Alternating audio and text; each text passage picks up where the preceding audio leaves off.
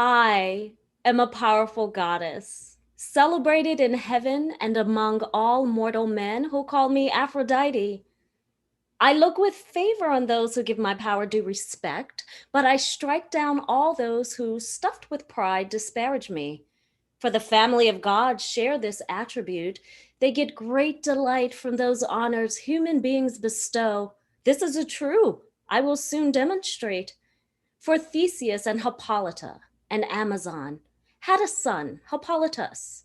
And this lad is the only person here in Troyzen who claims that I, of all divinities, am by nature the most despicable. He refuses to have women in his bed, turns his back on any thought of marriage, and worships Zeus's daughter Artemis. He spends time in green forests, always in the company of that virgin goddess, scouring the land for wild creatures with his swift hunting dogs. The two enjoy a close relationship, too close for any mortal with a god. I bear him no ill will for that. Why should I? But since Hippolytus has slighted me, today I will avenge myself on him. Most of my scheme is already in place, for what I have left to do will not be hard, for Hippolytus went some time ago from Theseus' home to Pandion's land to see and celebrate the secret rites of sacred Demeter. His father's wife, the well-born Lady Phaedra, saw him there, and thanks to what I had arranged, felt her heart gripped by fierce desire. But now, Theseus has left the land of Cecrops and has agreed to live for 1 whole year in exile from his people to escape the blood guilt for killing the sons of Pallas. He and his wife have now sailed to Troyzen, where she, poor woman, groans in agony, driven out of her wits by stings of love and dying in silence.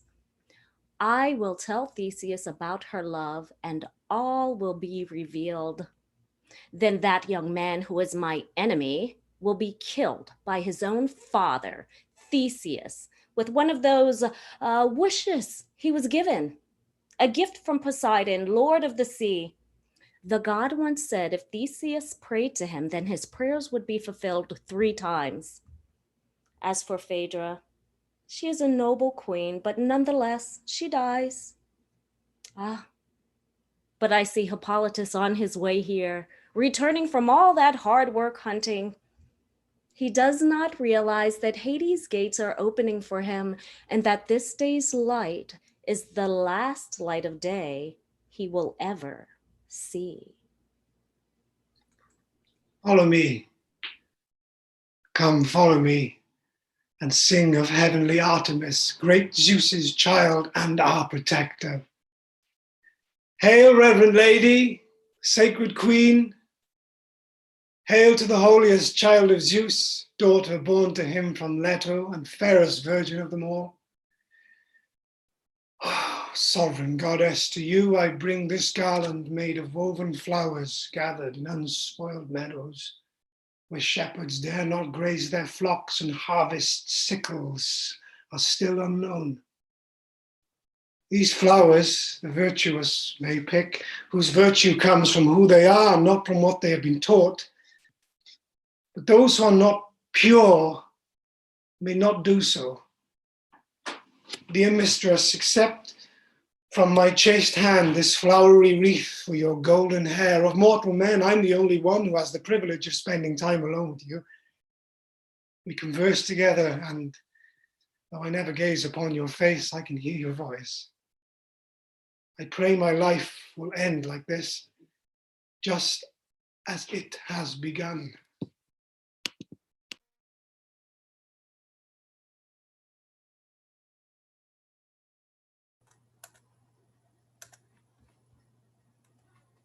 Hi, welcome to Reading Greek Tragedy Online. I'm Joel Christensen from Brandeis University, and I'm here with the Center for Hellenic Studies and Out of Chaos Theater to bring to you this week Euripides Hippolytus.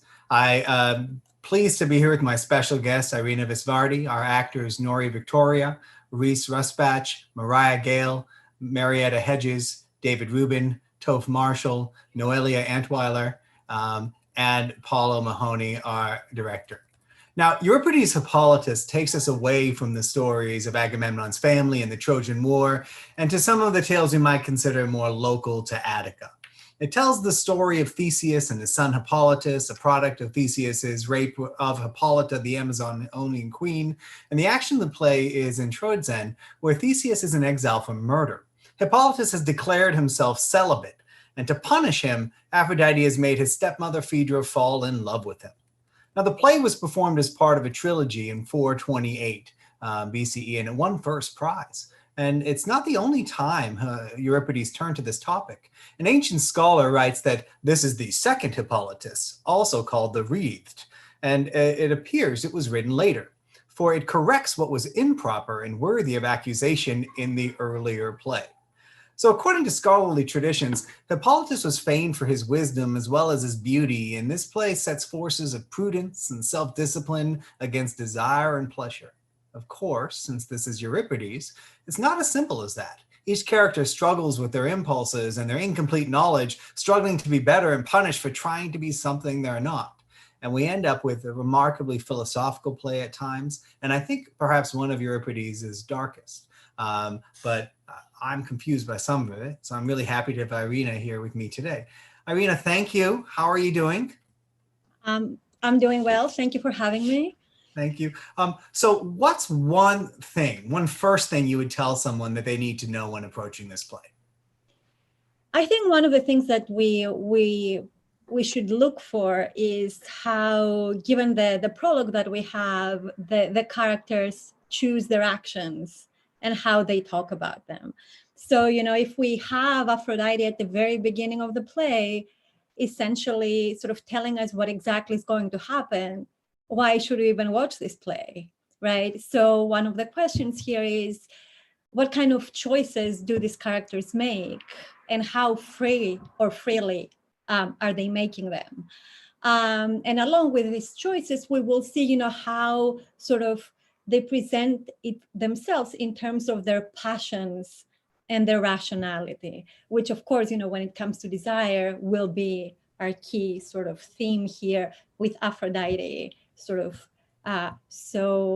passionately and confidently announcing what happens when one goes against her. So this theme of sort of human choice versus divine will or determinism is something that comes up in epic and tragedy, but often we see it associated with someone like Zeus, right? Or something even more powerful than Zeus. Why do you think that this theme coalesces around Aphrodite in this play? I think there are two two issues. One of them has to do with the nature of divinity. And, of course, we often talk about the anthropomorphic gods and what kind of system they create. And one of the things that we will see by the end of the play is how they interfere with each other's realm, and what that means for human beings. And in a way, how simpler gods can be and how more complicated sort of human lives can be because of the moral choices that humans have to make. Right, and that's sort of the classic thing we tell students about sort of the gods in myth, is that they're all over the place, but they show that human beings can't be, right? Because we have consequences. So I've got one sort of crazy question for you, maybe not so crazy, and then a simpler one. I'll ask them both. The first is, could we see Aphrodite as sort of a version of like biological determinism, sort of human desire pushing us to act in a certain way? And the second is it weird that Hippolytus is obsessed with Artemis? Because it doesn't seem so typical to me that you get a male figure worshiping this virgin goddess. Well, I mean, I don't know whether I would say biological determinism, but I would say that the fact that we have Aphrodite essentially brings really to the fore, it really emphasizes the role of desire in human life and passion more broadly, partly because I think that the ancients actually think that there can be no sort of motivation to do anything unless there is desire behind it. And what they're grappling with is what kind of desire every time, and what kind of attachment. So I think with Aphrodite, we bring in attachment starting from Eros, but then opening it up as passionate involvement. And that would apply to everything that sort of motivates human action. So in a sense, Euripides is sort of anticipating a Lucretian view of the power of Venus or Aphrodite, right? But what about Hippolytus and Artemis? Is that weird, or am I just sort of overreacting to it? I do think that sort of having a male character sort of advocating for virginity is meant to be seen as unusual. And that goes along with the fact that he's a bastard. And then also with sort of questioning the categories, right? So we usually want women to talk about chastity and come to marriage as virgins. What happens when those categories are undermined? So I think it has to do with sort of reconsidering gender stereotypes, and also what happens when a male character is taking on a stereotype or a virtue that is usually asked for from women or, for women. And how do we sort of overlook or how do we connect virtue with chastity? So because he's a male character, I think it helps us sort of focus more closely on these things in a new way. And one of the things about seeing it performed is it really emphasizes these types of characteristics, right? When you see what the choices are that the actors make and the way they play the lines. So I'm really interested in that. Before I get to the next scene, I want to remind viewers that if you're watching on YouTube, you can like it or ask questions, and we'll try to get to them during the broadcast. For now, though, we'll move towards the next scene, and we'll keep talking about gender after this one. So after the opening that we just saw, Hippolytus and his servant stay on stage and discuss Hippolytus' decision not to worship Aphrodite. After Hippolytus leaves the stage, the servant prays to her to ask her to be forgiving because he knows this is not good news. The chorus enters, and they sing to the strange sickness afflicting Phaedra. The nurse joins them and sings one of Euripides' most powerful odes, lamenting how as humans, we show ourselves to be unlucky lovers of whatever shines clear for a bit on the earth because of our ignorance of any other life at all. And then we'll get to the next scene.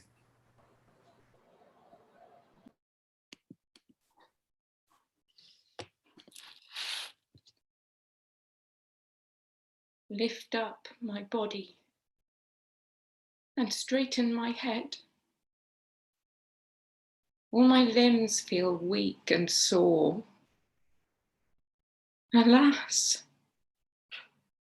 how I wish I could take a drink of pure, fresh water from a dew-fed spring and lie down, relaxing under poplar trees in the long grass of an uncut meadow. My child, what are you going on about? Take me away up on a mountain.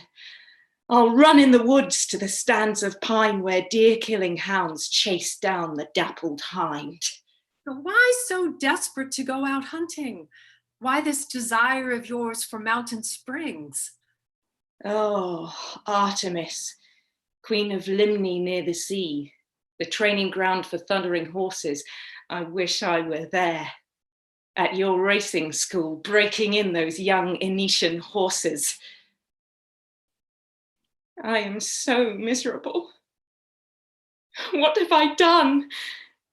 Why has my mind lost all its common sense? I was insane, struck down with delusions from some god.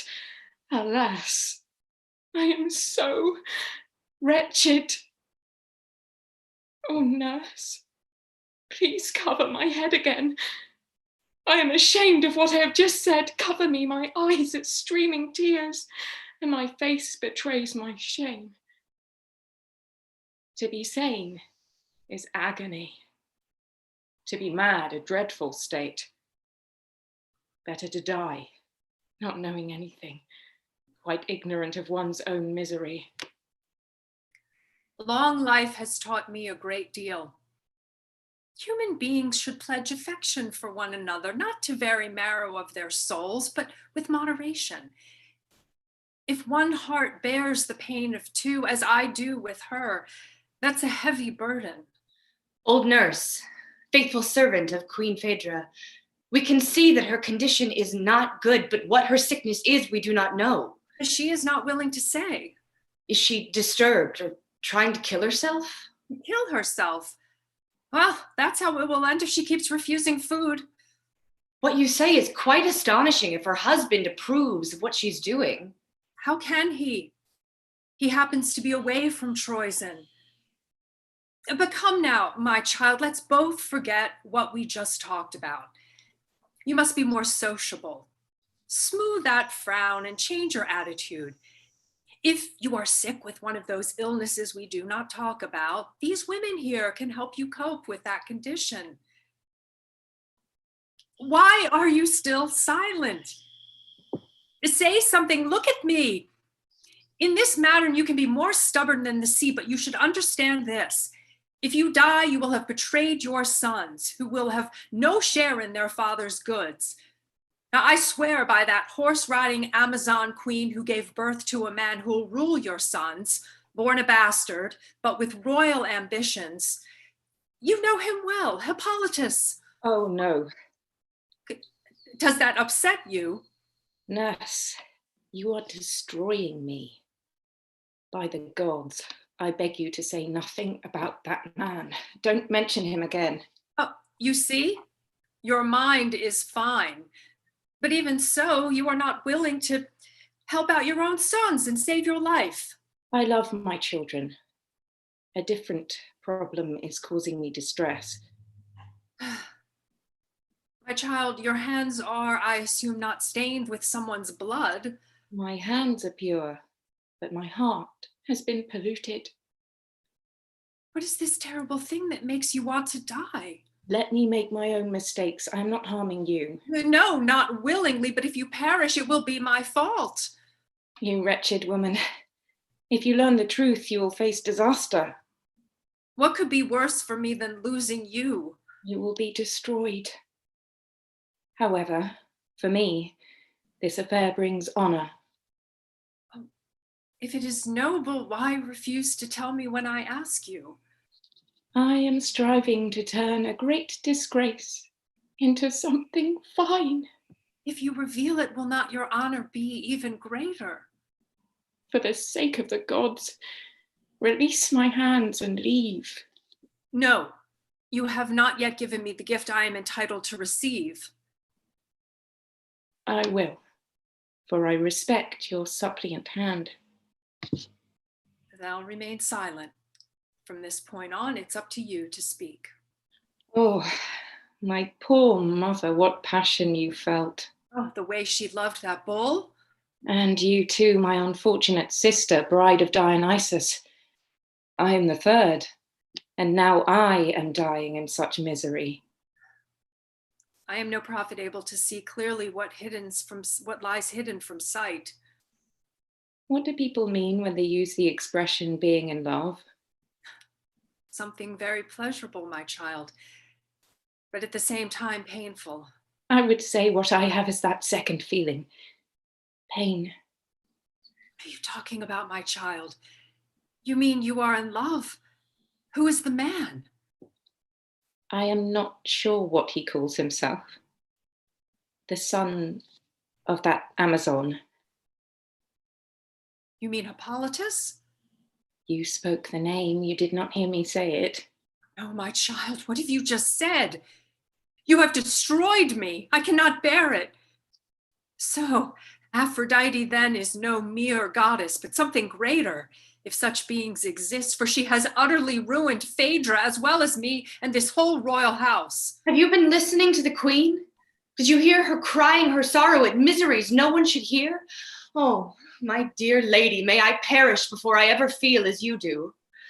I have often thought about the reasons human lives suffer ruin and collapse. And it seems to me what makes men go wrong is not at all the nature of their minds. No, I think we need to look at it like this. We know and understand how to be good, but will not act that way in our own lives. Some of us because we're too lazy, and some because we like other pleasures more than virtuous acts. And there are others held back by a sense of shame and honor. This has two forms. The first one does no harm, but the second can load a house with grief. If we could distinguish these two clearly, we would refer to them with different names rather than use a single word for both. I will tell you how my thinking went. When love gave me these wounds, I considered how I might best react to what had happened. And so, to start with, I concealed the pain. I did not speak a word to anyone, for the tongue is something we should not trust. Then I thought I would bear this madness honorably, by overpowering it with self-control. Finally, when these methods did not help and I could not master Aphrodite, I resolved to die. No one will deny that option was the best I could devise. I did not want my honorable acts to remain concealed or my shameful ones to be witnessed by the world, for I knew what I lusted for and the lust itself were both disgraceful. I also realized I was a woman and thus demeaned by all. May that woman be cursed who is the first to stain her marriage bed with other men. I also despise those women whose words preach virtuous conduct, but who in secret disgrace themselves with bold and shameless sex. Oh, holy sea-born goddess Aphrodite, how can they look their husbands in the face? My friends, this is the reason I am dying. To make sure no one will ever blame me, saying I brought shame upon my husband and the sons I bore. Those who act in evil ways are found out sooner or later by time, who holds a mirror up before them as if to a young girl. I pray I'm never seen as one of them. My lady, those misfortunes you spoke about just now for a moment made me dreadfully afraid. But now I see that I was being foolish. Somehow or other among mortal beings, our second reactions are more sensible. There's nothing strange or inexplicable about the illness you've been suffering. Aphrodite's rage has fallen on you. You are in love. Why is this amazing? Many other people are that way too. Are you going to end your life for love? When Aphrodite flows through us with force, no one can resist. Those who yield to her, she pursues with tenderness. But others, those she finds much too proud and arrogant, she seizes and humiliates in ways you cannot comprehend. Aphrodite rides the upper air and lives in ocean waves. Each living thing derives its life from her, for she is the one who instills desire, from which all of those of us on earth arise. How many husbands, men of good sense, do you suppose there are who know their wives are being unfaithful and who pretend they do not see a thing? We mortals should attend to this wise rule. And what is more, what is immortal should remain concealed. And what is more, I say we human beings should never try so hard to make our lives too perfect, any more than we should strive to make the royal beams covering our homes with great precision and look nice to look at.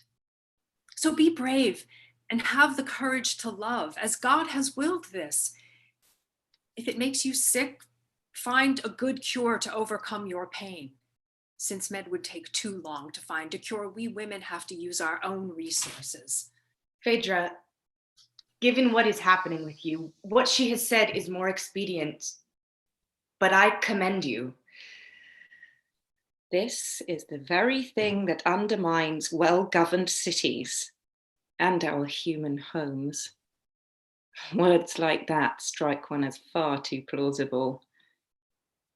You should not talk just to delight my ear, but to inform me how I keep my honor. Why so high and mighty? You do not need noble sounding speeches. You need a man. Do not even mention such vile things again. They may be vile, but they're more use to you than noble sentiments. Better to have sex if that will save your life than to take pride in a mere word and die. You speak well, but what you say is shameful.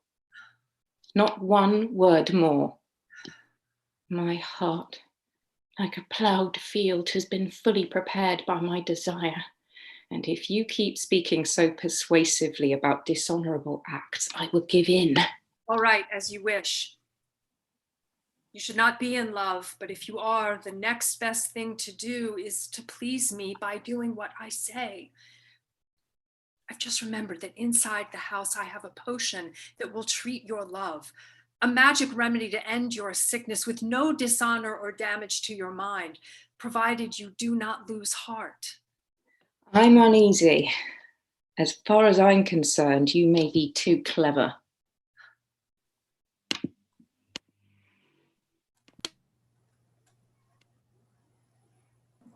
So that remarkable exchange of three women talking to one another is followed by the most surprising part of action in the beginning of the play. The nurse promises to find that cure for Phaedra, and then goes indoors saying that she needs to get some specific item when she's in the house. But instead of getting that item, she does something else. Meantime, the chorus sings of the many victims of Eros and Aphrodite, women driven mad and driven to death by love. Phaedra hears a noise within the palace, and instead of a potion being mixed up, she overhears the nurse telling Hippolytus about what her feelings are. The two don't see her. Phaedra retreats into a corner of the scene while the nurse and Hippolytus enter into a full-blown argument, and that argument is what we get in the next scene.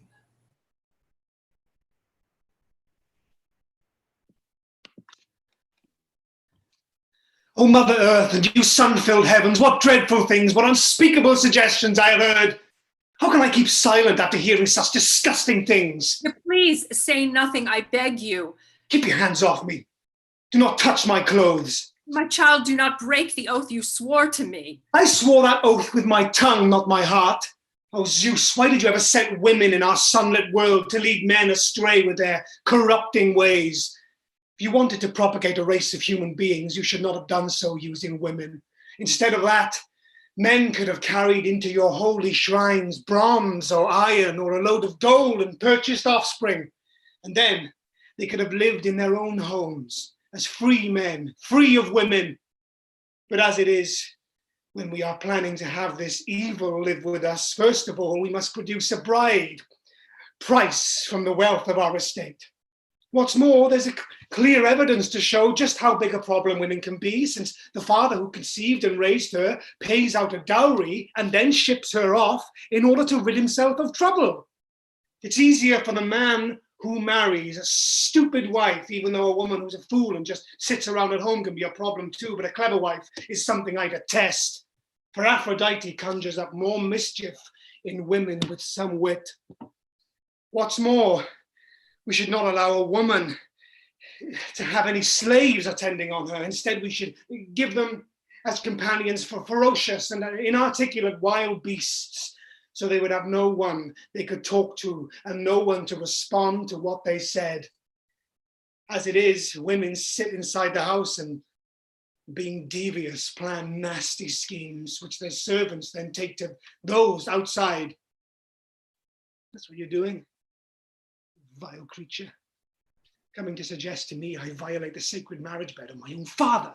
How could you think I'd be so disloyal when just listening to the words you spoke makes me feel unclean? Understand this well. What keeps you safe, woman, is my piety. If I had not been caught out unawares and tricked into swearing that sacred oath, I would not for one moment hesitate to inform my father what has happened. A curse on all women. I shall never stop detesting them.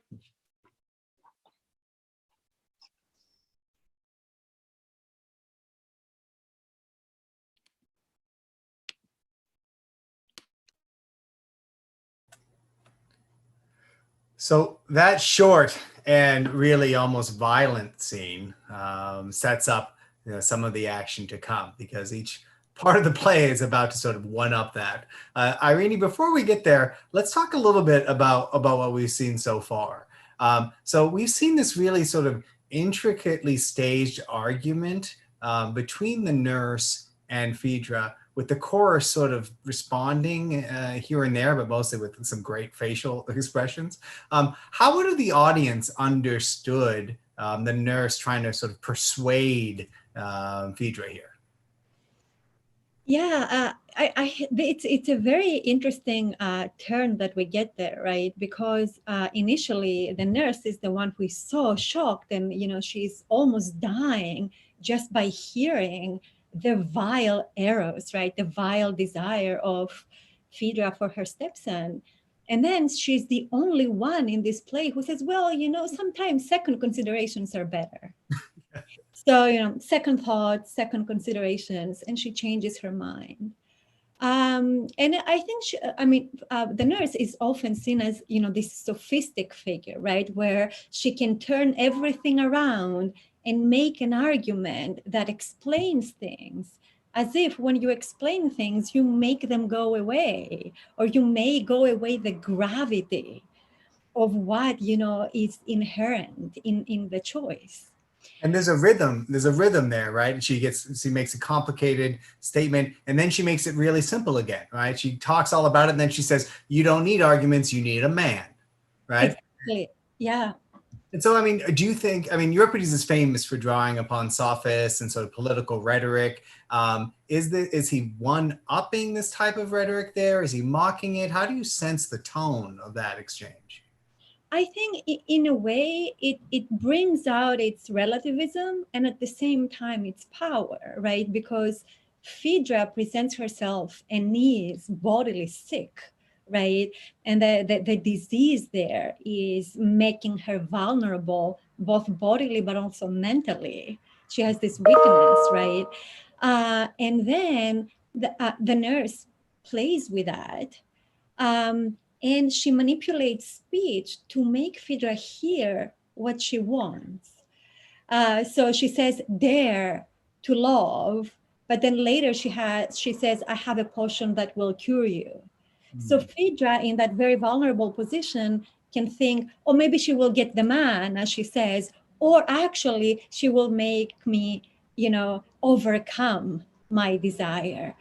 So I think we see that power there that plays into desire and morality at the same time, that sort of prepares the ground for action. Can you talk a little bit about this language of disease that's used for desire here? What is Euripides working with, and why is it such a charged theme with Phaedra? I think that there are a few components there, and one of them is the fact that we have a woman, right? And women are portrayed as very vulnerable with respect to their bodies in a way that sort of reflects their very unstable emotional and mental sort of beings, right? The very body of the woman is vulnerable because of its constitution. And so Aphrodite hits, and desire sort of destabilizes that body and mind even more. That's one part. And the other part is that actually disease, and speaking of it these days, is something that spreads, mm-hmm. and it either spreads on its own, or you can choose to spread it. Yeah. And what you decide to do with it, right, also reflects your moral choices. And it has a public effect. And as a human race, we've yet to find social distancing effective for lust, right? Yeah. But I think one of the interesting things, though, in Greek myth is the idea of contagion and disease that can be translated through generations and families. So one of the things that I forget every time I come to this play is that Phaedra is a daughter of Pasiphae and Minos, sibling to Ariadne and the Minotaur, right? So that family already has all of its own messed up story with sex and Aphrodite and not worshiping correctly. But the thing that I'm really sort of wondering about is, how does Theseus marry her, right? Like he ran away with Ariadne, abandoned her. It doesn't seem like a match made in heaven to begin with. So is there any background to this couple we should understand, or should we just take it as it is at the beginning of this play? So I guess my question is, how important is Phaedra's family line to the themes of this play? I think it is important because it indicates that there is this background of women sort of going wrong with their desires or being manipulated by divinities through the desire of divinities for them. So there is this sort of loaded background. And then Theseus himself, even though, he comes into the picture later on and expressing his love for his wife, is a well-known womanizer. Yeah. So, you could call that a match made in heaven, right? So there are problems, on both sides, right? And then also now they are away from Athens, right? They're in Troezen because he is polluted because of murder.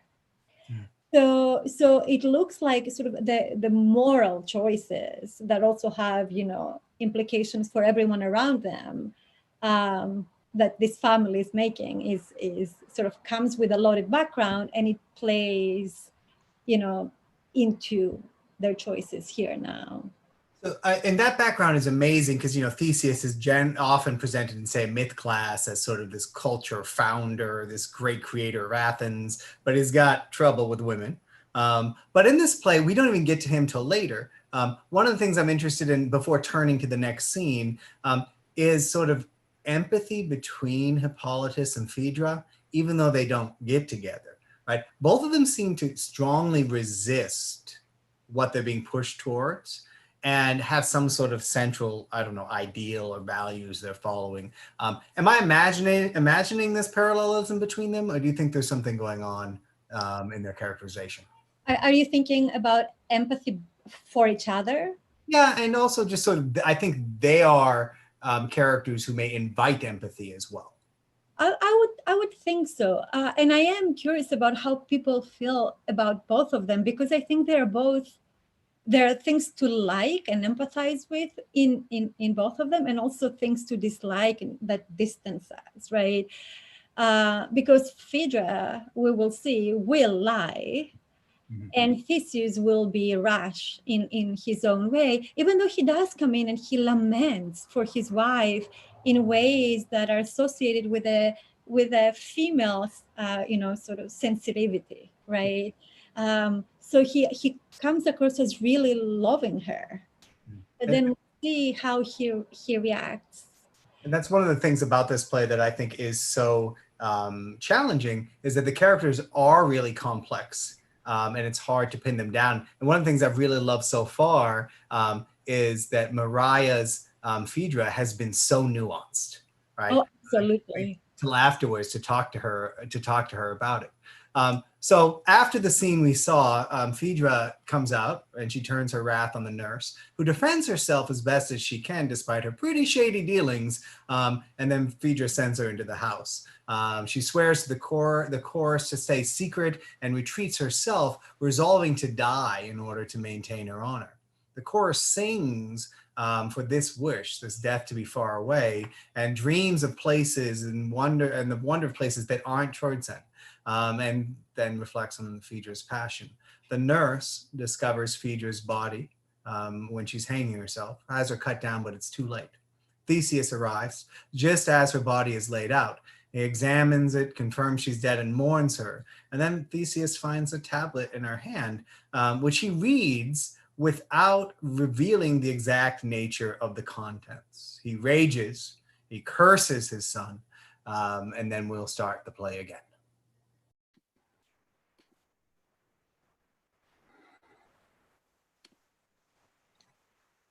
Hippolytus has dared to force his way into my marriage bed, dishonoring the sacred eye of Zeus. Father Poseidon, you once promised me I had 3 wishes. Take one of these and put my son to death. And if that prayer is something I can count on, then let him not survive beyond today. In the name of the gods, my lord, I beg you to cancel that request. That will not happen. And in addition, I will have him driven out of Troezen. I heard your shout, Father, and came here with all speed. What happened? Father, I see your wife here. She's dead, but that is inconceivable. You say nothing. It is not right, Father, to hide your troubles from your friends and from those of us who are more than friends. Oh, mortal beings, how often you go wrong and miss the mark completely. Why teach 1,000 skills, discover and invent everything there is while you do not know the one thing that you have never hunted down? How you might train those with no mind at all to think with some intelligence. The man who could force thoughtless fools to reason well would be a marvelous master of his craft, but Father, this is no time for subtleties. Well, for mortal men, there ought to be established some sure sign of who their friends are, and some way to know what they are thinking, so we could discern which one is a true friend, which one is not. Has one of my family been whispering accusations against me in your ear? Has my reputation been discredited when I'm innocent of any crime? Oh, the human heart. To what lengths will it go? Are there any limits to its insolence, to its recklessness?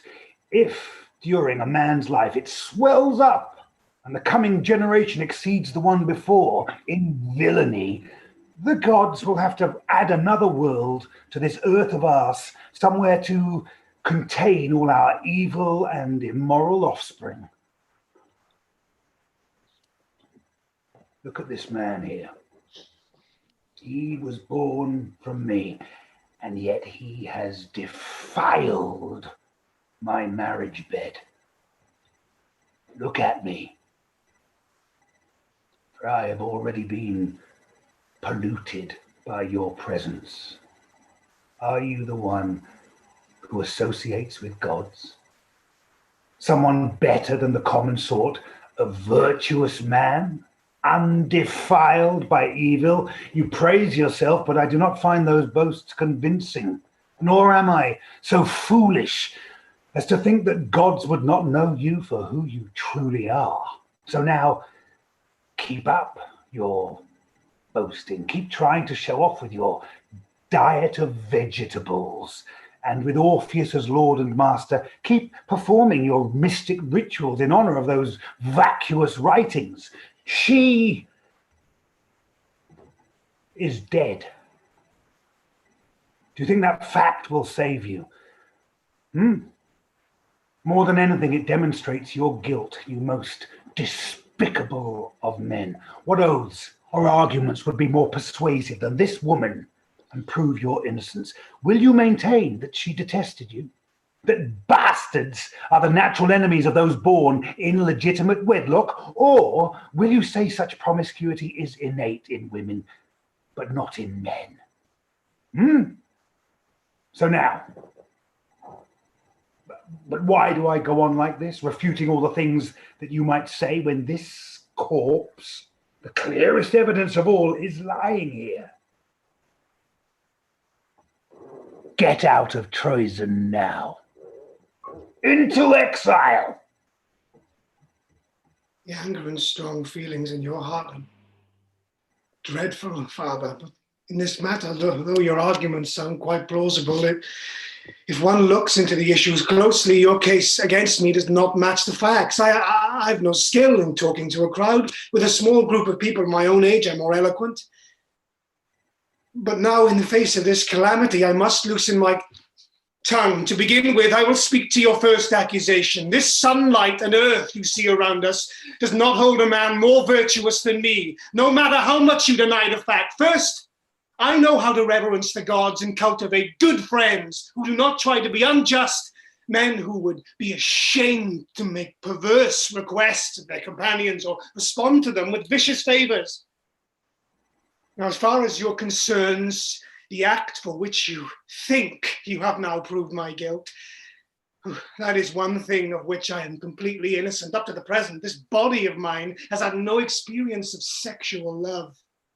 About that I know nothing, apart from what I've heard or pictures I've seen, which I have no eagerness to look at, since my mind is pure.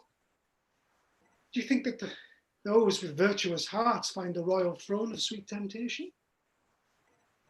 Not in the least, since the powers of kings corrupts the minds of those who seek it out. I swear to you, by Zeus, God of oaths, and by this firm set earth, I never laid a hand upon your wife. What fear it was made Phaedra kill herself, I do not know, and it is not right for me to speak any further about her death. She lacked virtue, but acted virtuously, whereas I, who had virtue, used it poorly.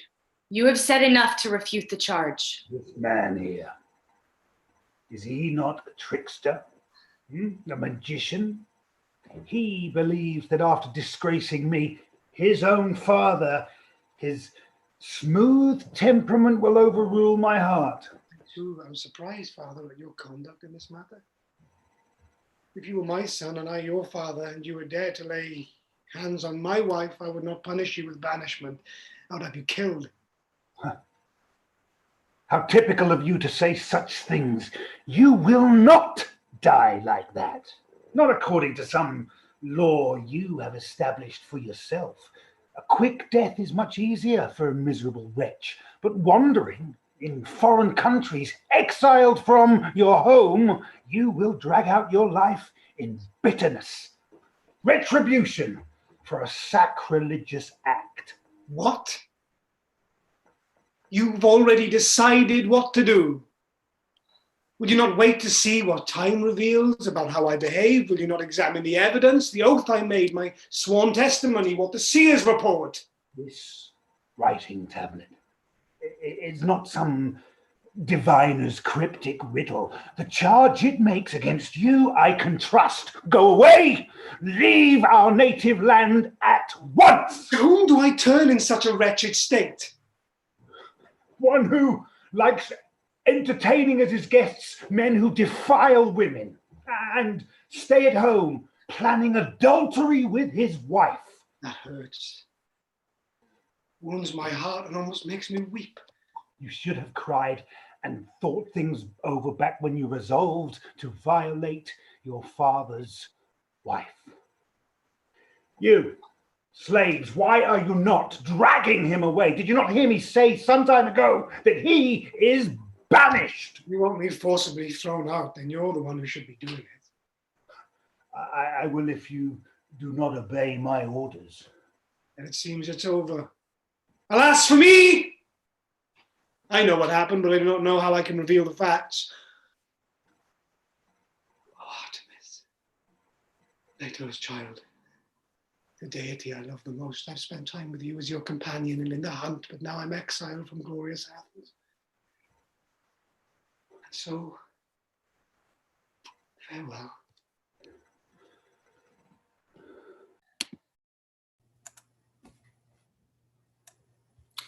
At that, Hippolytus leaves the stage and the chorus begins to sing of hope, if it's there at all, and the inconstancy of life in general. They sing as Hippolytus goes into exile and they mourn the loss of the places that he's loved and the sorrow he'll face. And then the messenger enters to break news and to help us end the play.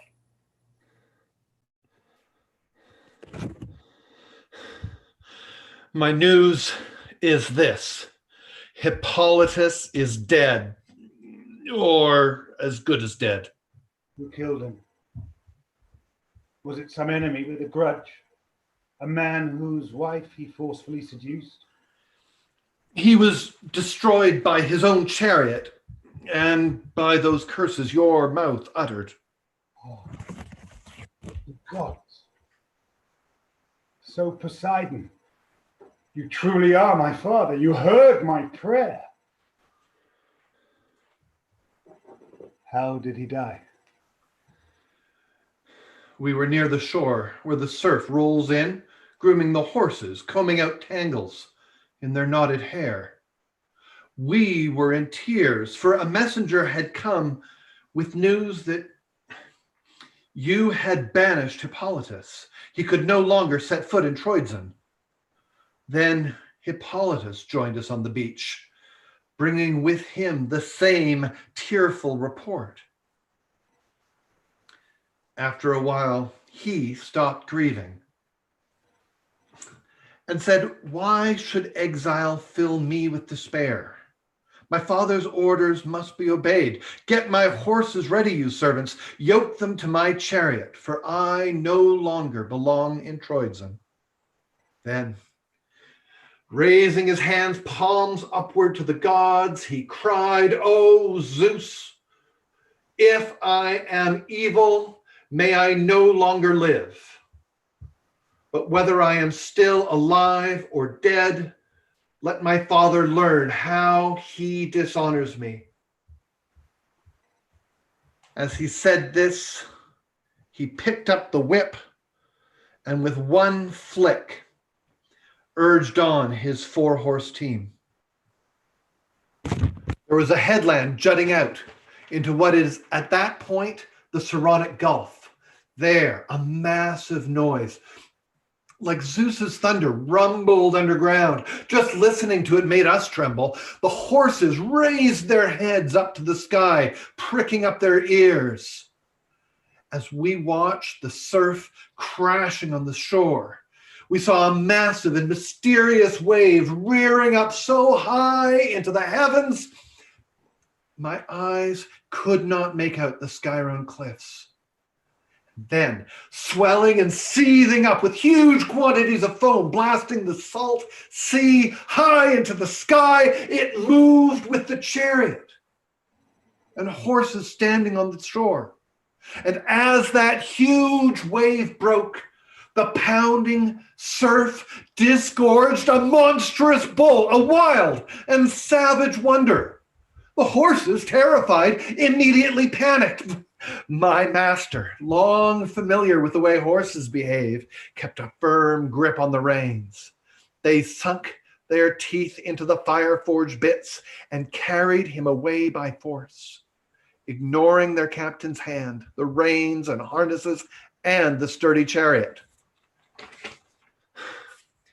Each time he tried to guide them with the reins to softer ground, the bull appeared in front of them and turned the frantic 4-horse team and chariot back.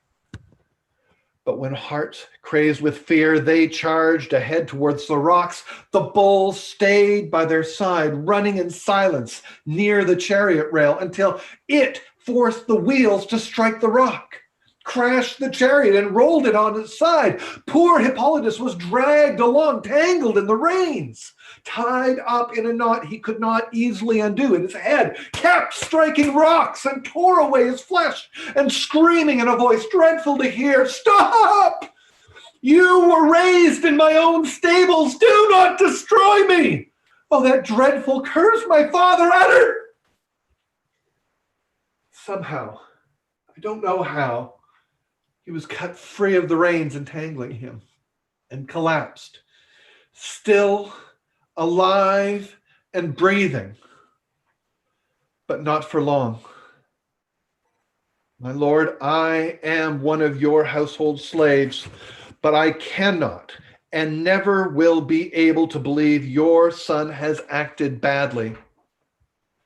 Not even if the entire race of women hanged themselves, or if their written words covered every pine tree on Mount Ida." Given my hatred for the man who suffered this calamity, I was pleased to hear what you had to report. "Your son is dying. Do not treat him harshly." Bring him to me here so I can see him face to face. This man who keeps denying he defiled my bed. Oh, Aphrodite, you carry away the stubborn hearts of gods and men, and with you flies bright-feathered Eros, ensnaring them with his swift wings. He flies above the earth and loud salt sea, bewitching and maddening the hearts of all those incited by his golden wings, whelps of the mountain and of the sea, all those things earth nourishes and the burning sun looks down upon, and man as well. Over all these things, Aphrodite, you alone hold sway and rule with authority.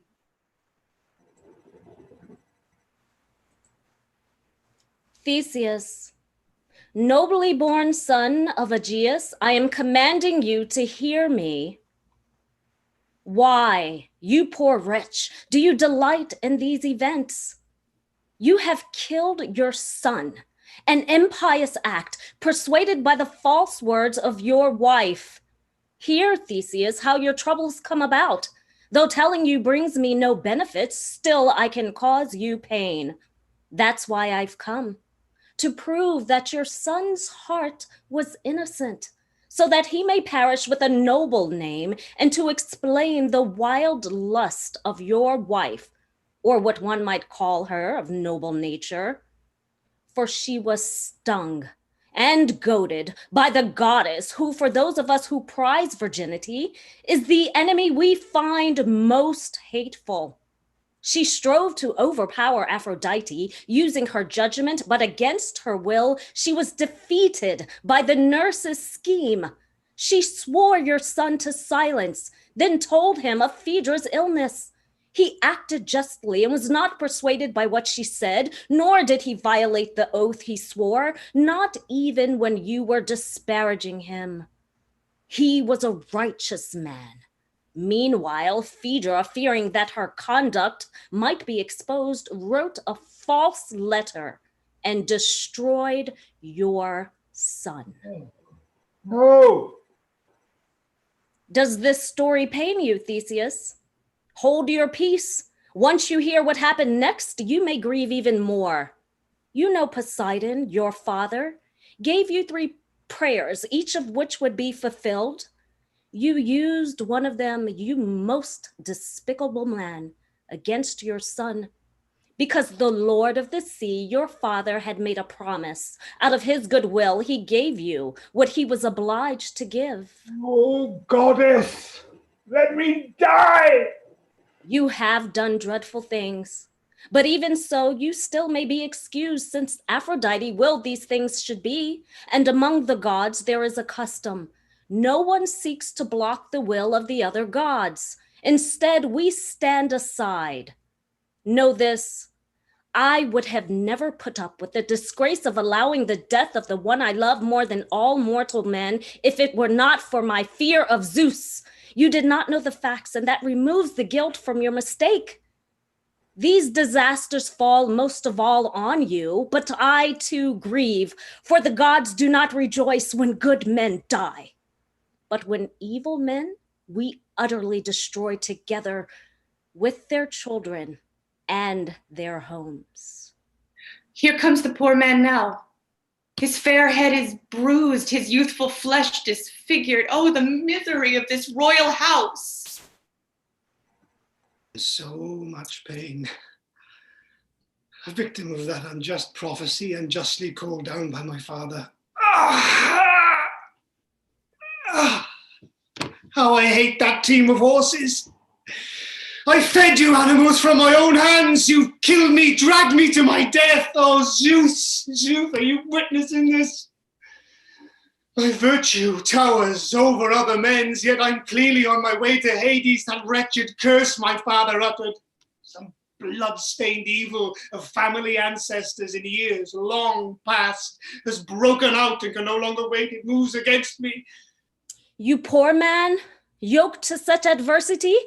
It was your heart's nobility that killed you. A breath of divine perfume, even here in my misfortune, I sense your presence and my body's pain is eased. She's here, in this place, the goddess Artemis. Yes, she is here. You unfortunate man, of all the gods, the one you love the most. You see me, lady, in my wretched state. I see you, but my eyes can shed no tears. That is forbidden by law. You don't have your servant and your huntsman anymore. No, but though you die, I will love you still. And attend on your horses and statues. No, But that's what devious Aphrodite wished in planning this whole scheme. Now I know the gods who have destroyed me.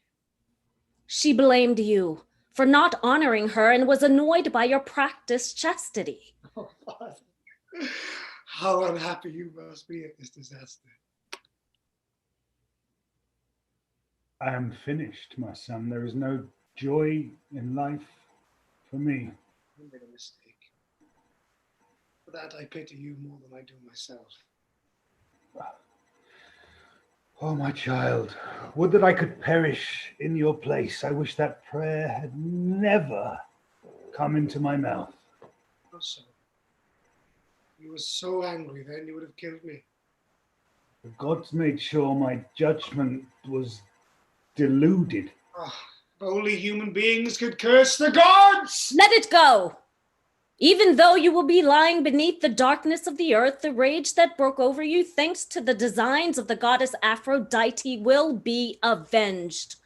For with my unerring bow and arrows, I will have retribution.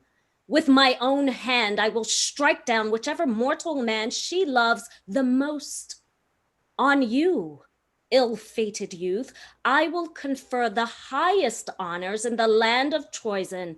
Unmarried girls, before being wed, will cut their hair for you, and as long as ages pass, you will receive the deep commiseration of their tears.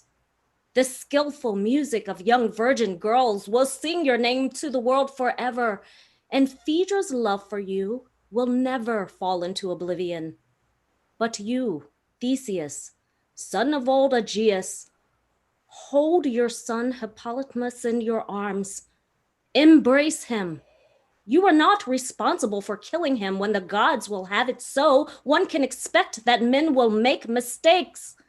It is not right for me to see the dead or to pollute my eyes with the last gasps of those about to die.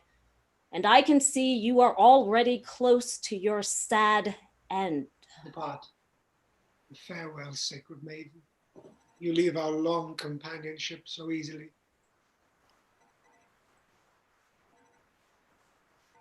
Death is close at hand. I can see the gates of the world below.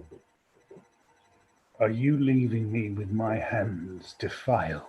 No, I absolve you of this murder. What are you saying? Are you freeing me from the blood guilt of your death? Yes, I am.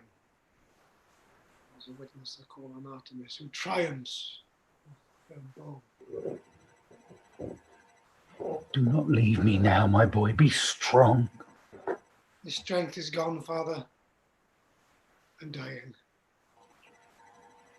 Cover my face with my cloak and quickly.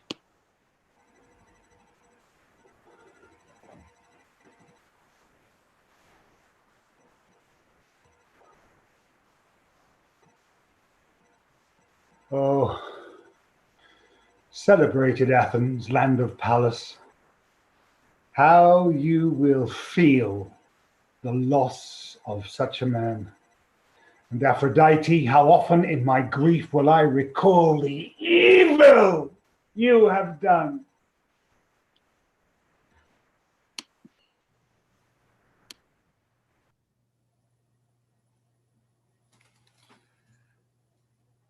So that play ends in a way that many of the Euripidean plays we've read recently haven't. So Eirene, I don't know if you followed our schedule, but we've really done focus on some of the escape plays lately that end with sort of surprise, quasi-happy endings. I feel that this is one of those plays that's, you know, a double, if not triple gut punch. And if you'll entertain me here, it's hard for me not to think back to the context of the performance of the play and it being 428. Right? We're in the Peloponnesian War. We've suffered the plague. And many sons have died. I think Pericles has passed by this point, right?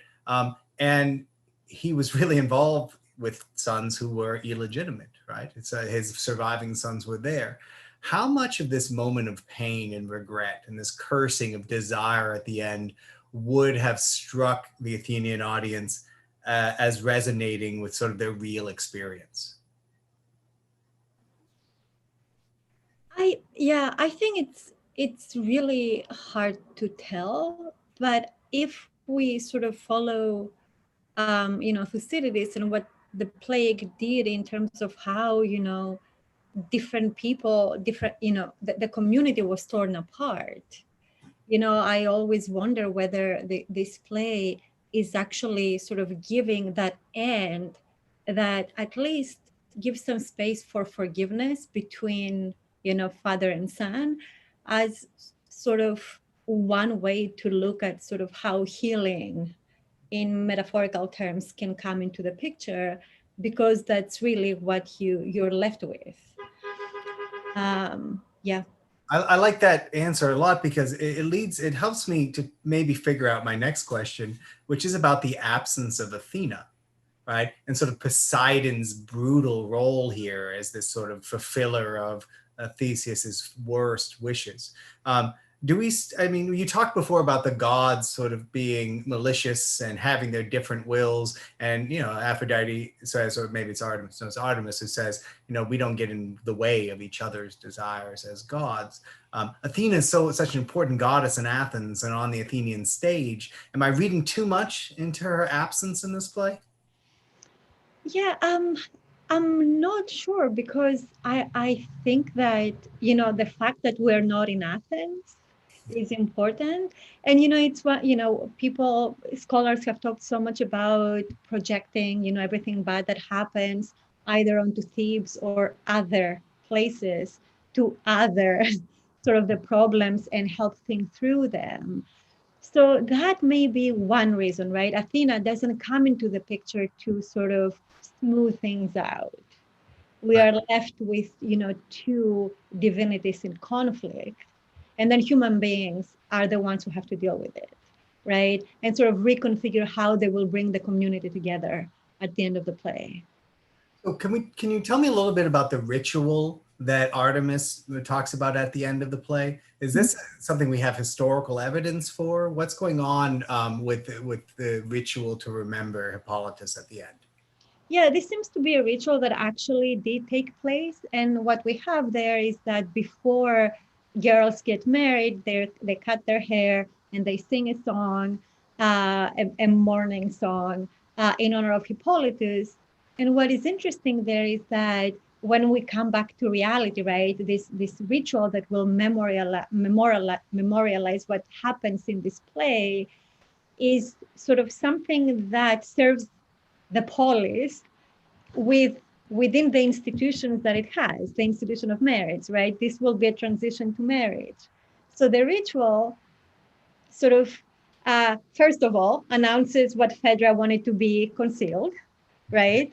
Her love for Hippolytus, and then also sings of Hippolytus before an institution that he looked down upon, right? He never participated in. So sort of this whole experience is leading into something that can be incorporated in the sort of polis community as we know it. So just to get sort of these bewildering associations down, these girls before they're about to get married, sing a song of Phaedra's lust for a man who didn't want her and the deaths that afflicted them both. Yes. How does this relate to sort of Greek ideas about women and desire and men and desire? I think that sort of the interpretation that most often is given is that it's a warning against adultery and sort of the catastrophic results that it can have. And on the other hand, sort of this idea of mourning and associating the experience of the girls with Hippolytus as well, sort of instantiates this sort of what marriage to death idea, right? So that the girls, because they're so young and they're leaving their parents and everything, they're experiencing a sort of death before they are reborn into the new household. So that's usually how sort of different scholars have looked at it. And I do think there is merit to both of these. But I think it also brings out sort of how difficult this play is, like the trauma, right, of the different characters. and how it's so difficult really to smooth out all the rough sort of experiences. Yeah, And I mean, this play is weighted with trauma like most of them. And so I was wondering, as you were watching this, what were some of the questions that you have for the actors, or what are some of the thoughts you had while you were watching them sort of transmit this trauma? First of all, I thought it was really, really powerful, and I want to thank everyone. And my question, and I know it's you probably get this all the time, is really how you associated with your characters, right? And sort of how difficult it was or not to get into their mentality. And sort of that's sort of the big question. Yeah. And then the smaller ones, but maybe we've got another questions too. Let's move through each of the characters and see what we get from that. I'm going to start with maybe the hardest character to play, the nurse, right? Because you can come off a straight villain, Marietta. Can you let me know what you were thinking in inhabiting that role, and maybe respond to Irina? Yeah, it's interesting that you just used the word villain, because I mean, I don't think of myself, meaning myself as the nurse, as a villain at all. I think that as I was doing it, really what I wanted was to help her as much as possible. But also try to talk some sense into her. I mean, I think there's a little bit of humor in the nurse as well. I mean, she has that line, go ahead, have sex, right? Or like, who's the guy? So I think for me, it was really about trying to find a balance of I didn't want to make her just a totally comedic figure, or someone who's so so obsequious that it's not it's not believable. So I was just trying to marry a number of different things, but really being focused on Phaedra and the relationship that I have with her, and trying to help her as much as possible. And it was great working with Mariah, because did I just say your name wrong? Was I right? Okay, great. It was just great working with her. She gave me so much to work off of. And for me as an actress, I mean, that's so much of what it is, being willing to take in what the other characters, what the other actors on stage are giving you, and play off of that. And especially in a reading, not to be so stuck on who I think the nurse is. I mean, obviously I have to have thoughts and ideas and choices, and I make those, but being flexible enough to get and take and respond to, what I get. And it's just, I mean, it was just great working with all of these actors. Just such a great opportunity. Everybody did such wonderful work. And I think one of the things, Irina, that I've really valued into watching the actors and their craft in each week, is that they really bring an empathy to their characters that I'm not quite sure ancient actors would have. I mean, they might have, but I think in Marietta's reading there, I mean, as not Mariah's nurse, as Phaedra's nurse, her life depends on Phaedra to a certain extent. Her status depends on her. So why wouldn't you want to do everything in her power to ensure that she doesn't kill herself, right? So I think Marietta also makes a great comment, Mariah, that you two are building off of each other. And I found the first scene with you, Noelia, and Marietta really powerful. You brought so much depth and nuance to Phaedra, whereas I think on the page, she just seems kind of weaker. What was your approach? Because you seem to move from sort of emotion to emotion so subtly. I want to know what was going on in your mind while you were playing her.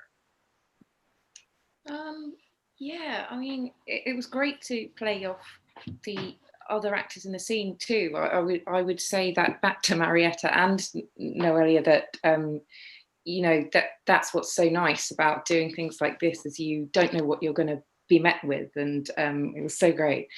I feel like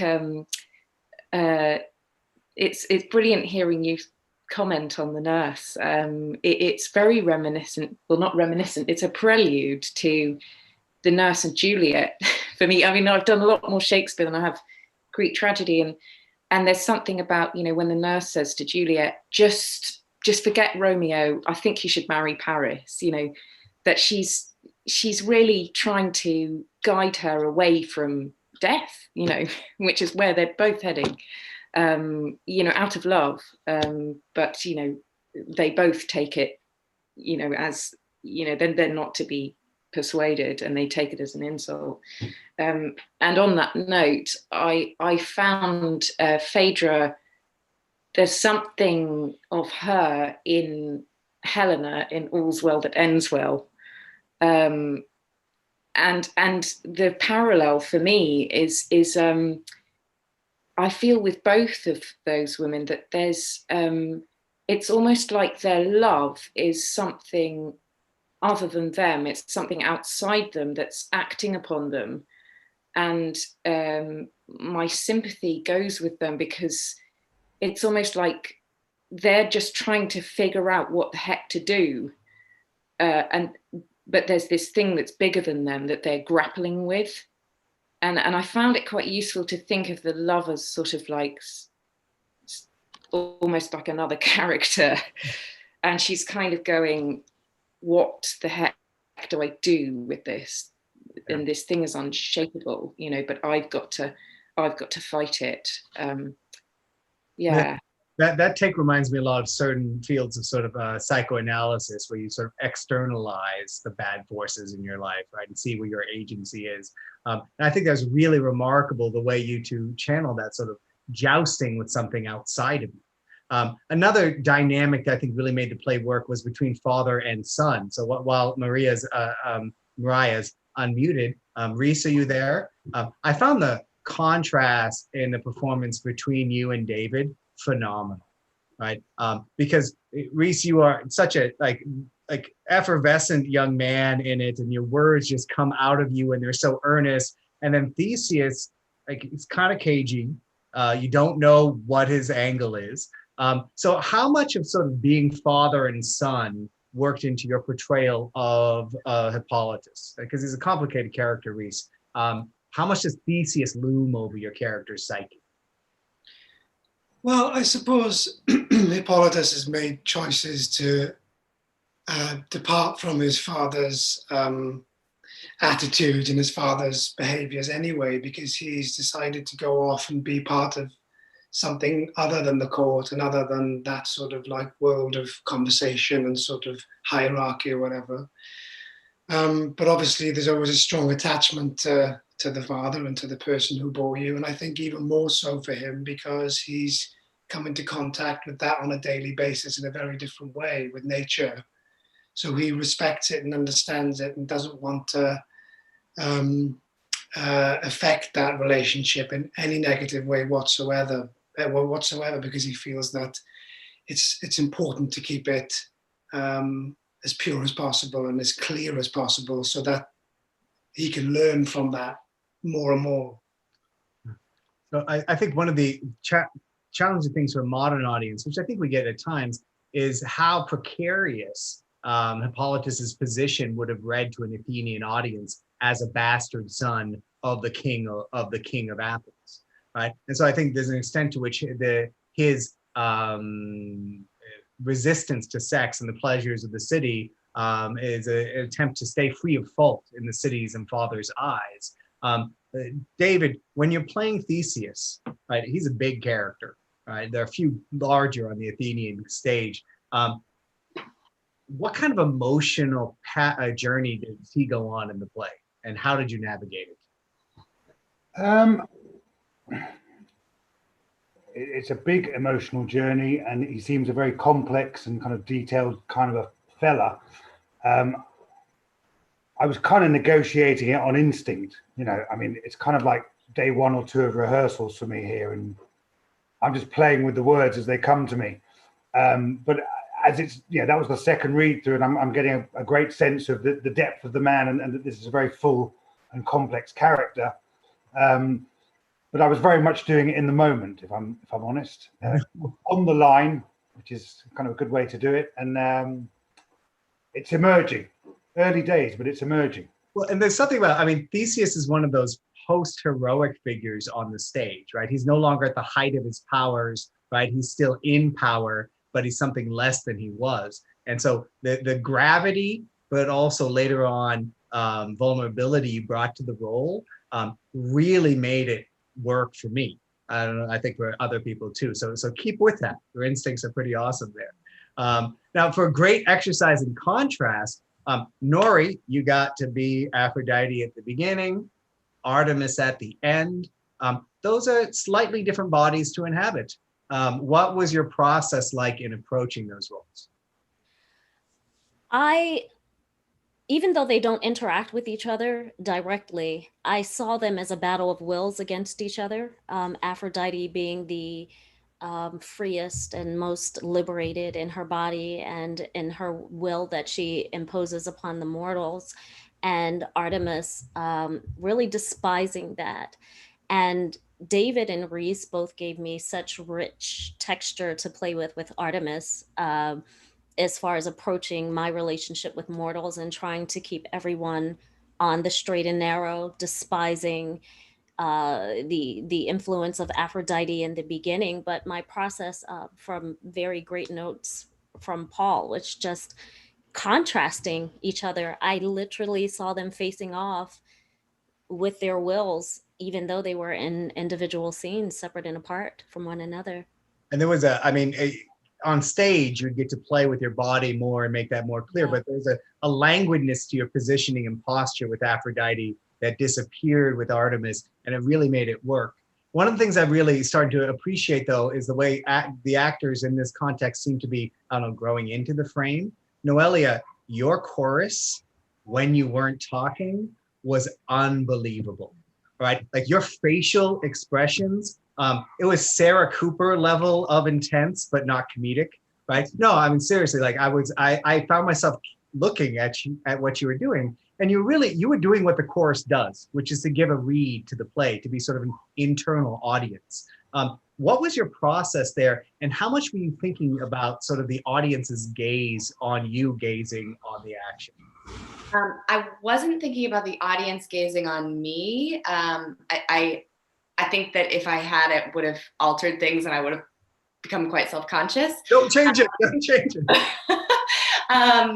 But for me, the chorus is a group of people, but I'm one person. So I'm just sort of going off of my experience. And I feel like we've all been in a situation where your job is to sit back and support and listen. And, just taking these little bits of things that we know from the context of the show, that Phaedra has asked the chorus not to say anything, that Hippolytus has been pretty rude to the chorus earlier, and the chorus has witnessed all of this awful verbiage about women, and so trying to bring all these things in and just kind of go with the flow, I guess. I don't know. And kind of just take it. I think the chorus is this entity that just kind of lives moment to moment in what is happening. And also, like Noree said, Paul gave some really lovely notes to me that really helped me along with that journey. So. Well, and I think along the way, we're discovering how the chorus can work in the intimate atmosphere of Zoom, right? Where you see your expressions and your eyes moving to the characters really direct the audience in a way that we're making a lot of. So Toph, you get to be messenger again and talk about all this action. As a historian of theater, can you talk about sort of the tension between the work that this speech does and the space in which you get to do it? I love messenger speeches, Joel. I think they're such a gift to an actor. You get to talk for like 5 minutes and no one will interrupt you. And all of a sudden you get to tell a story and you get to be every character in the story. And so like the entire mode of delivery gets to change, and so and this is a spectacular messenger speech. This poor horse groomsman who happens to be at the beach, who's completely loyal to Hippolytus and is now like talking back to his owner, the king. There's a lot of dynamics there, most of which I put aside because there was a bull on the beach, and like this surfing bull that appears out of the water and then just starts rampaging. It's a miracle. It's this in a movie, this would be the big action scene, right? And one guy gets to speak all of it, and I think that's a real privilege for an actor, and a real privilege to be able to give voice to, and it lets the audience's imagination work. And you are good at it, because I wanted to look at the Greek, but I kept watching you, and I never found the speech in the Greek. Watching you. So a couple more questions and rounding up, and some announcements. Before we close on the play, Emma, if you want to log in or unmute yourself in video. So this is one of those plays that I've taught a few times, but not enough. And when I go back, I found some of the choruses you cut out to be some of Euripides' most beautiful poetry. So I'm sorry, this is not a criticism. I'm just wondering, what was your thought when you were crafting our selections for this play? I'm in very much the same boat as you. This play was a hot nightmare to cut because everything is important. Everything is gorgeous. I was so sad to lose any of it. And this, more than like most of the other plays that we've done in this series, really lives and dies with the actors, and really like lives and dies in the mouth of the actor and in the eyes of the actor, because there is so much wiggle room. There's so much room for interpretation. And I was so lucky, and we were all so lucky this week to have a group of actors who made these really, really strong choices and had these characters that were like intensely grounded and motivated and comprehensible. And yeah, I was a bit stymied for most of the cutting process as to like, what can we afford to lose? Because the answer is very, very little. So yeah, it was a difficult process, but trying to give every character enough room to express themselves and enough room to kind of make these really insane pivots that they have to make throughout the play. Like every character has to do this like really complicated little dance. And I wanted to at least give everyone enough of a sample size of that. And I want to compliment you for that, because I do think you gave them the perfect amount to work with. I found each character's moves legible and meaningful. So if I would have saved everything. If you want to see everything, you're in luck, because Noelia has an announcement for you. Yes, if you want to see everything and hear all the beautiful language, another theater company that I work for, Relative Theatrics, will be doing a full complete reading of this script tomorrow evening. So it'll be 7 p.m. Mountain Time in the US, because the company is based in Laramie, Wyoming. So 9 p.m. Eastern, and quite late for our friends across the sea. So it's going to be a little bit different. The reading will be available via YouTube after the fact, so if you want to watch it after. But tomorrow night's reading is actually going to be a little different. In an effort to really engage our community, we're doing the reading entirely via Zoom. It's not going to be live streamed at all. And so details for that can be found on the Relative Theatrics website, which is relativetheatrics.com, with details about how to join the Zoom link, how to join the discussion afterwards, etc. So yeah. Thank you for doing that. Seriously, tune in, people. The parts we missed are pretty good as well. Paul, some final words, some reminders before we move on. You did some great job. You did a great job crafting the play this week. Well, thank you. But I just want to say a huge thank you to all of our amazing casts who just were really, really bringing it fantastically this evening. Well, this evening for us, in the day for you. So huge thank you to you, and to you, Joel, as well, and to you, Eirene, because that often doesn't get said either. So thank you to everyone who's been involved. And I'm just here to very quickly remind everyone that we have launched a competition in connection with this project. And it's open to all high school and college age students in the US and in Canada, and it's about recording a short scene from Medea and then sharing it with us. And there are numerous cash prizes available, and of course, undying honor as well. All the details are on the Out of Chaos website, and the listing for that is in the blurb underneath this video on YouTube. And I haven't looked at the website lately, Paul, but have you updated our additional prizes? Well, no, we haven't, but maybe you could share some information on that. An anonymous donor who's a fan of what's going on has increased our prize fund so that we'll have a first prize for Canada of $400, as well as the US, and second prizes of $200 each in the US and Canada. So Canadians, show us what you got, because we've got some money for you. So as always, I appreciate everybody spending time with us.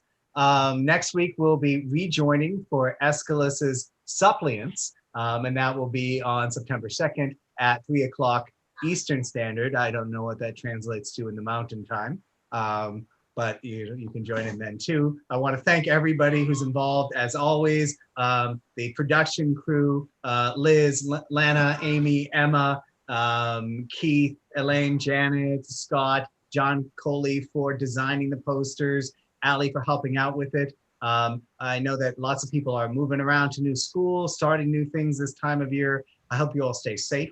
I hope you stay well, and I hope to see you next week. Take care.